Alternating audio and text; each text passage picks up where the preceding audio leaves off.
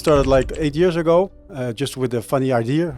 We have to create an own candy in Rotterdam. Branding is everything, telling the story. The first idea when I started Rotterdammertjes, can we produce everything in our own city? I've never knew that I was a guy who became like a social entrepreneur. Now we are like an official social entrepreneur. Welcome back to another episode of the Startup Passport by Econsulate. Today we are joined by Olaf Ouwerkerk. Thank you very much for joining the podcast. Yeah, you are, amongst other things, the founder of Rotterdammertjes. Yeah. This is a candy company that started within Rotterdam, but then kind of became bigger and bigger. Is that correct? Yeah, that's correct. I mean, it started like 8 years ago, just with a funny idea. I mean, I thought like we have to create an own candy in Rotterdam. And I did it just during the night because I worked for a company at that time, and I made a story myself, and I tried to create a candy, and there was the Rotterdammertjes about 8 years ago, and it's still a good candy in the city. And is that something that you now also have in different cities for different cities, customized, let's say, or is it still based in Rotterdam and like only it is based in Rotterdam, but it's the idea started in Rotterdam, and I developed loads of other Dutch Rotterdam products. But that was also a reason for me to develop other web shops, also for The Hague, also for Amsterdam, with their own local products on it. And where can people buy those things? Is that online or is that in stores within the cities? Yeah, both actually. I mean, we have a web shop called Rotterdammertjes.com. But it's also you can also buy it at several other companies in Rotterdam, stores in Rotterdam. And where was the point when you found out for yourself? Because you said, oh, at first it was just an idea. So then you started doing that. I assume it went quite well, and then you figured, oh, I can make that bigger, expand to other cities. When was kind of the point when you started realizing, oh, I'm onto something here? Yeah, well. I mean, it started just for fun. Let me tell you that. I met my a girlfriend in The Hague. In The Hague, they have a candy called Haagse hopjes. And I thought, like, well, why don't we have that in Rotterdam? And that was the beginning, actually. And it turned out well. I launched the product, and we had a lot of public.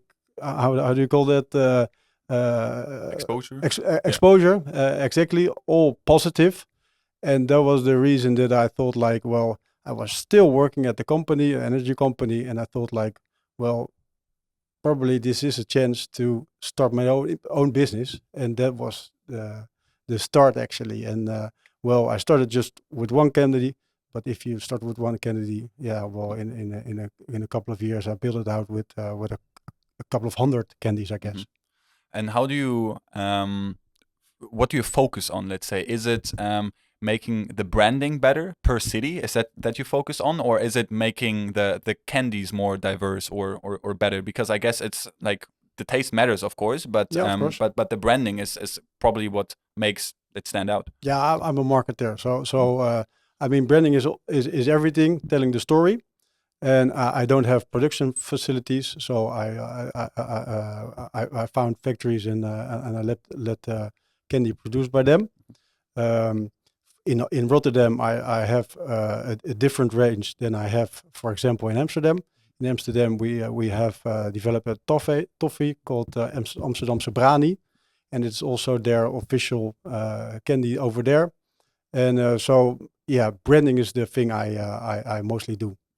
And well, about the candy industry, you hear a lot of things generally about the candy industry. Maybe it's not necessarily candy, but a good example of that is also the chocolate industry, where you hear, well, a lot of things that are not going well in that sense. They have companies like Tony's Chocolonely that have a mission on that. And you also started to, well, think about how your candies are maybe not, well, maybe manufactured, maybe packaged. So can you tell us a little bit about that, about the process when you started to think about that as well? Yeah, well, it just started just with a thinking in my head, of course. And I thought, like, the first idea when I started Rotterdammertjes, it was like, well, can we produce everything in our own city? But if you just search for companies, it's very hard, because we don't have an industry like that anymore in the Netherlands. We used to have a company called Napoleon. It's quite a big Rotterdam based company, but they don't produce anymore in Rotterdam. But that was all. But that was the reason that I contacted them and I said, well, for my story, it's quite important that I also produce my candy in Rotterdam. Is that possible? And they said, well, we still have an office. We still have our head office in Rotterdam, but we don't produce it anymore in Rotterdam. But we produce it in Zeeland. So that was the first thing I did. And my dream and my dream didn't come true, is producing and doing everything in my own city. Yeah. But if you are realistic, it's not possible anymore. And does it really make sense for people? No, it doesn't, because I'm a Rotterdam maker, and that's more important for people. But now you have certain parts of your packaging is done by, or in some facilities done by people with disabilities as well, right? Yeah. I mean, I just started on my own, as I already told you. I did my web shop orders myself, etc., etc. But then you grow and grow, and then you need to think like about other things, and how can we stimulate? How can we grow on a good way? And well, I started with hiring my first employee, and he was good. And then I came in contact with a social agency, like having people with disabled people working for them. And the first guy started, and he did it really well. And now we have 14 people working with disabilities, or like the how do you call it, statushouders at our company. And what you see is, I mean, I've never knew that I was a guy who became like a social entrepreneur, but well, it just grew into it. Yeah. But and what we see now is that I mean, I saw it from the beginning, is that those people, I mean, they are really happy with the chance we gave them.